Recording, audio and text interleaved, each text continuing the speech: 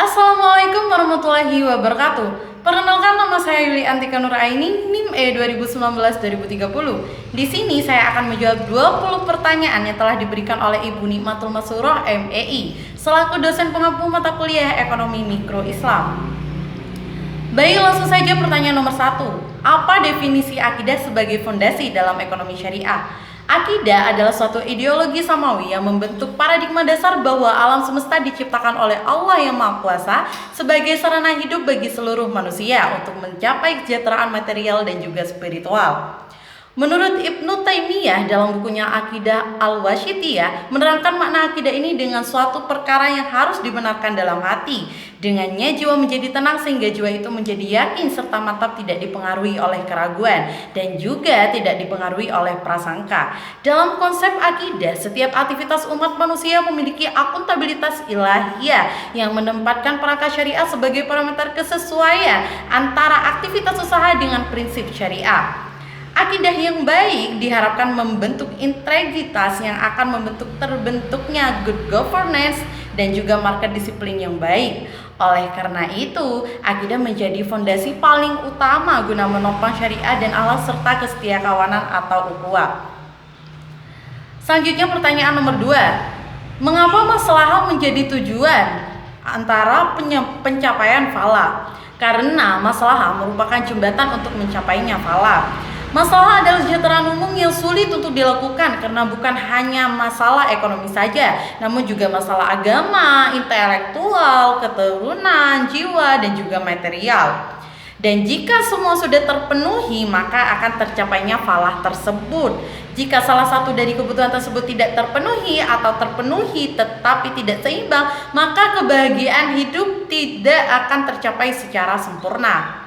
Next, pertanyaan nomor 3. Apa definisi falah? Kata falah ini berasal dari bahasa Arab kata kerja falah yuflihu yang artinya kesuksesan, kemuliaan, dan juga kemenangan dalam hidup. Istilah falah menurut Islam sering dimaknai sebagai keberuntungan jangka panjang dunia dan akhirat, sehingga tidak hanya memandang aspek material namun lebih menekankan dari aspek spiritualnya. Untuk kehidupan dunia, falah ini memiliki 3 pengertian. Yang pertama yaitu kelangsungan hidup, kebebasan berkeinginan, dan juga serta kekuatan dan kehormatan. Sedangkan untuk kehidupan akhirat, falah mencakup kelangsungan hidup yang abadi, kesejahteraan abadi, kemuliaan abadi, dan pengetahuan abadi. Maksudnya adalah bebas dari kebodohan. Lanjut pertanyaan nomor 4. Apa saja kajian dari ekonomi mikro Islam? Yang pertama adalah asumsi rasionalitas dalam ekonomi Islam. Yang kedua, teori konsumsi Islami. Yang ketiga, teori permintaan Islami. Yang keempat, teori produksi Islami. Yang kelima, teori penawaran Islami. Dan yang terakhir adalah mekanisme pasar Islami. Next, pertanyaan nomor 5. Jelaskan permasalahan dalam pencapaian maslahah. Peranan ilmu ekonomi yang sebenarnya adalah mengatasi masalah dalam kata kutip kelangkaan relatif sehingga dapat mencapainya falah yang diukur dengan maslahah. Jika dilihat dari aspek ilmu ekonomi Islam, ada 3 aspek dasar permasalahan. Yang pertama yaitu adalah konsumsi. Barang atau jasa apa yang harus dipenuhi agar dapat mewujudkan maslahah? Sekelompok masyarakat harus dapat memutuskan barang atau jasa apa saja yang diperlukan, dalam jumlah berapa, dan kapan barang atau jasa tersebut diperlukan sehingga mewujudkan maslahah. Disinilah peran ilmu ekonomi yang berkewajiban untuk memilih pemanfaatan sumber daya alam ataupun manusia yang benar-benar dibutuhkan masyarakat supaya mencapai falah. Yang kedua yaitu produksi. Bagaimana caranya agar barang atau jasa yang dibutuhkan atau yang menjadi kebutuhan itu tercapai agar masalah dapat terwujud? Masyarakat harus memutuskan siapa yang akan memproduksi barang dan jasanya itu, bagaimana teknologi yang akan digunakan, dan bagaimana mengelola sumber daya alam maupun sumber daya manusia agar dapat mencapai maslahah. Yang ketiga yaitu distribusi. Bagaimana sumber daya alam ataupun sumber daya manusia dan barang ataupun jasa didistribusikan atau disalurkan dalam masyarakat agar individu atau setiap manusia dapat mencapai maslahah. Masyarakat dapat memutuskan siapa yang berhak mendapatkan barang dan jasa dengan cara bagaimana masyarakat memiliki peluang untuk mendapatkan maslahah. Disinilah peran ilmu ekonomi sangat penting karena memiliki kewajiban untuk menyalurkan sumber daya alam maupun sumber daya manusia dan pemanfaatannya secara adil sehingga setiap manusia dapat merasakan kesejahteraan yang hakiki. Selanjutnya pertanyaan nomor 6.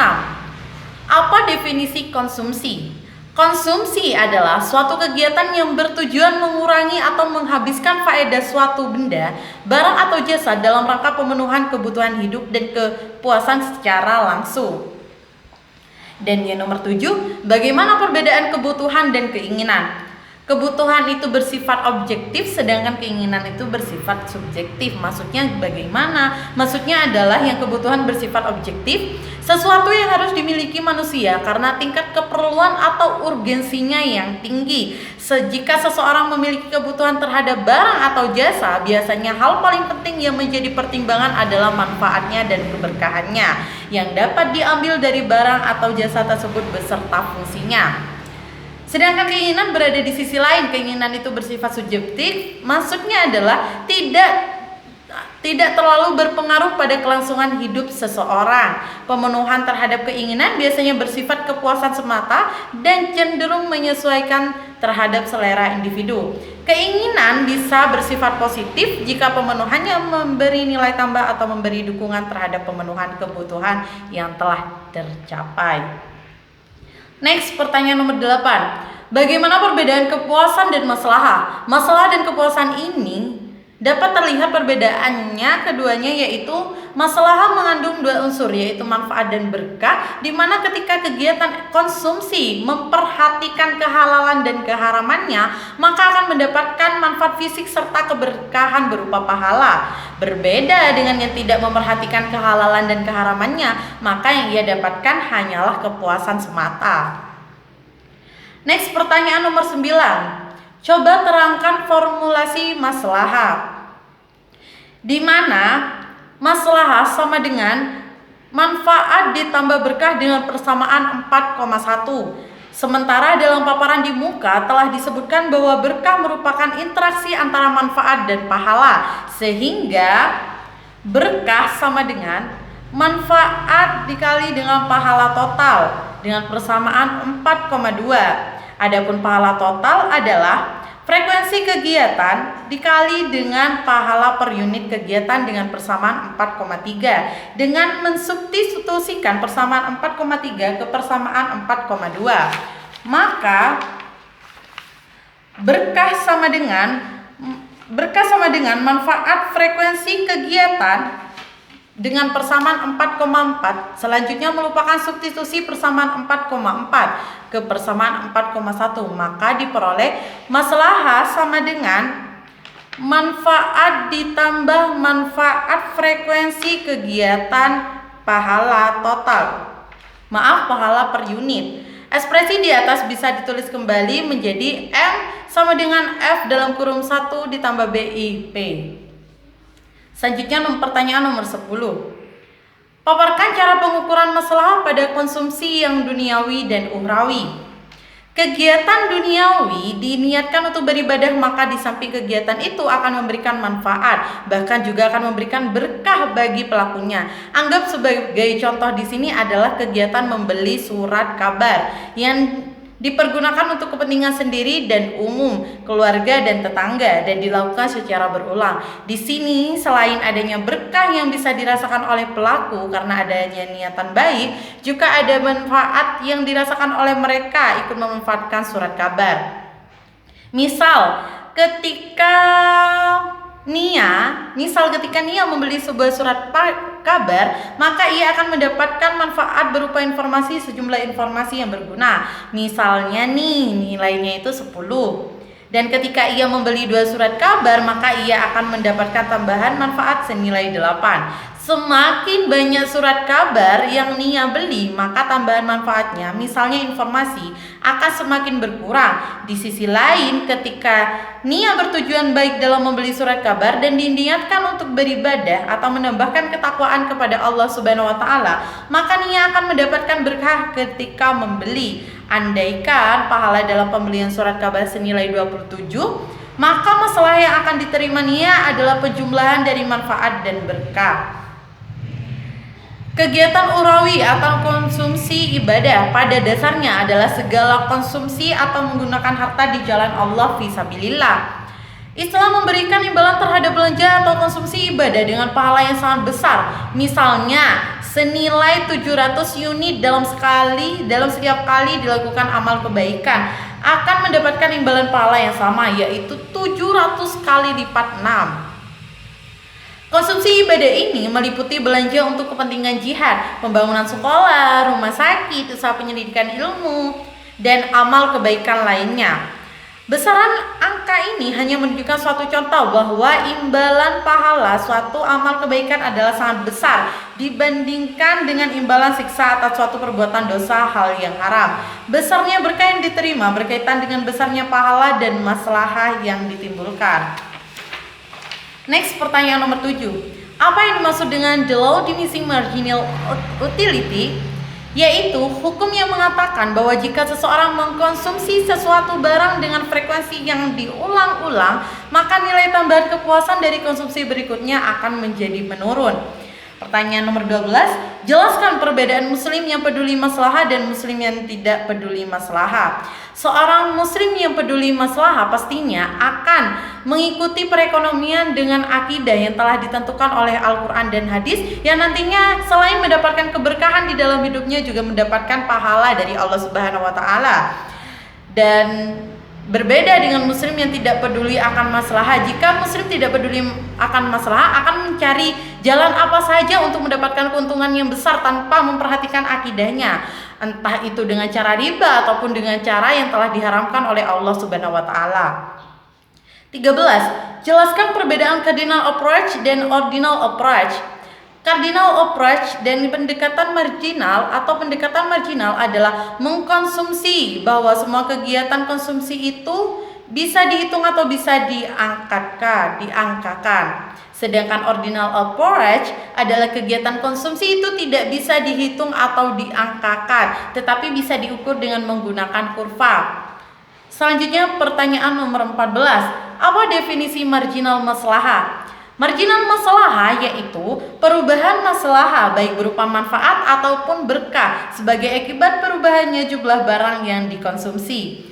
Next, pertanyaan nomor 15. Jelaskan maksud dari kebutuhan daruriyat, hajijiyat, dan tahsiniyat. Yang pertama yaitu kebutuhan daruriyat. Kebutuhan daruriyat adalah tingkat kebutuhan primer. Bila tingkat kebutuhan ini tidak terpenuhi, akan terancam keselamatan umat manusia baik di dunia maupun di akhirat kelak. Kebutuhan ini akan mencakup agama, kehidupan, harta, dan juga pendidikan. Yang kedua adalah kebutuhan hajiyat. Hajiyat adalah kebutuhan sekunder. Apabila kebutuhan tersebut tidak terwujud, tidak akan mengancam keselamatannya, namun akan mengalami kesulitan. Contoh dari kepedulian syariat Islam terhadap kebutuhan ini. Dan yang ketiga yaitu adalah kebutuhan tahsiniyat, adalah tingkat kebutuhan yang apabila tidak terpenuhi tidak mengancam eksistensi salah satu dari 5 pokok di atas dan tidak pula menimbulkan kesulitan. Tingkat kebutuhan ini merupakan kebutuhan pelengkap. Next, pertanyaan nomor 16. Mengapa jika tidak ada keberkahan konsumsi semakin lama semakin jenuh? Mengapa? Karena hal ini disebabkan orang yang melakukan kegiatan konsumsi tersebut tidak dilandasi dengan niat ibadah kepada Allah Subhanahu wa Ta'ala. Pertanyaan nomor 17. Jelaskan perbedaan barang komplementer dan substitusi. Komplementer adalah saling melengkapi bentuk hubungan antara dua buah barang. Dalam konteks ini bisa dilihat ketika seorang konsumen mengkonsumsi suatu barang A, maka ia mempunyai kemungkinan untuk mengkonsumsi barang yang lain, yaitu barang B. Sedangkan dalam kasus komplementer, hubungan antar dua barang adalah positif. Tetapi dalam kasus substitusi, hubungan keduanya adalah negatif. Hubungan yang negatif adalah jika jumlah konsumsi barang yang satu naik, maka jumlah konsumsi barang yang lainnya akan turun. Next, pertanyaan nomor 18. Apa definisi dari komplementer sempurna, dekat, dan jauh? Komplementer sempurna. Tingkat komplementaritas sempurna terjadi jika konsumsi dari suatu barang mengharuskan atau Tidak bisa tidak konsumen untuk mengkonsumsi barang yang lain sehingga penyerta dari barang pertama yang dikonsumsi. Kedua yaitu komplementer dekat. Komplementaritas dekat bisa digambarkan jika seseorang mengkonsumsi atau memakai suatu barang, maka dia mempunyai kemungkinan yang besar untuk mengkonsumsi barang yang lain. Dan yang ketiga yaitu komplementer jauh. Tingkat komplementaritasnya yang jauh disebabkan karena hubungan antara kedua barang adalah rendah. Pertanyaan nomor 19. Apa definisi dari substitusi sempurna, dekat, dan jauh? Yang pertama, substitusi sempurna. Hubungan antara dua buah barang dikatakan substitusi sempurna jika penggunaan dua buah barang tersebut bisa ditukar satu sama lainnya tanpa mengurangi sedikit pun kepuasan konsumen dalam menggunakannya. Yang kedua, substitusi dekat. Substitusi dekat, dua buah barang bisa dikatakan substitusi dekat jika fungsi kedua barang tersebut mampu menggantikan satu sama lain. Namun demikian, penggantian satu terhadap yang lainnya di sini menimbulkan perbedaan kepuasan yang mereka peroleh. Dan yang ketiga, substitusi jauh. Dua buah barang dikategorikan sebagai substitusi jauh jika dalam penggunaannya konsumen bisa mengganti satu barang dengan barang lainnya hanya dalam keadaan terpaksa saja. Dalam keadaan normal, konsumen yang bersangkutan tidak akan mengganti barang yang dikonsumsinya dengan barang lainnya. Dan pertanyaan yang terakhir yaitu, berikan contoh masing-masing dua komplementer sempurna, dekat, jauh, dan substitusi sempurna, dekat, dan jauh. Yang pertama adalah komplementer sempurna. Sebagai contoh di sini adalah konsumsi mobil atau motor pasti harus disertai dengan konsumsi bensin atau BBM. Smartphone dengan paket data, semacamnya seperti itu. Dan yang kedua adalah komplementer dekat. Sebagai contoh di sini adalah konsumsi atau penggunaan sepatu oleh seseorang dan penggunaan sandal oleh seseorang. Yang ketiga, komplementer jauh. Misalnya, penggunaan baju dengan penggunaan dasi, penggunaan mobil dengan penggunaan sepeda. Yang keempat, substitusi sempurna. Sebagai contoh di sini adalah konsumsi terhadap gula, konsumsi terhadap santan kelapa, dan konsumsi terhadap makanan lainnya. Dan yang kelima, substitusi dekat. Sebagai contoh, seorang perokok yang telah menyukai merek tertentu, mereka akan selalu membeli rokok dengan merek tersebut. Seseorang yang menyukai merek smartphone tertentu, mereka akan selalu membeli smartphone dengan merek mereka tertentu. Jadi kalau sudah suka sama satu barang, ya pastinya akan membeli barang dengan merek yang dia suka gitu. Gak mungkin dia akan membeli barang dengan merek yang lainnya. Dan yang terakhir yaitu adalah substitusi jauh. Sebagai contoh adalah nasi, beras, roti, gandum, kursi dari kayu, dan tikar, seperti itu. Mungkin itu yang dapat saya sampaikan. Terima kasih kami sampaikan kepada dosen kami karena telah memberikan suatu ilmu kepada kami. Jika salah kata mohon maaf. Wassalamualaikum warahmatullahi wabarakatuh.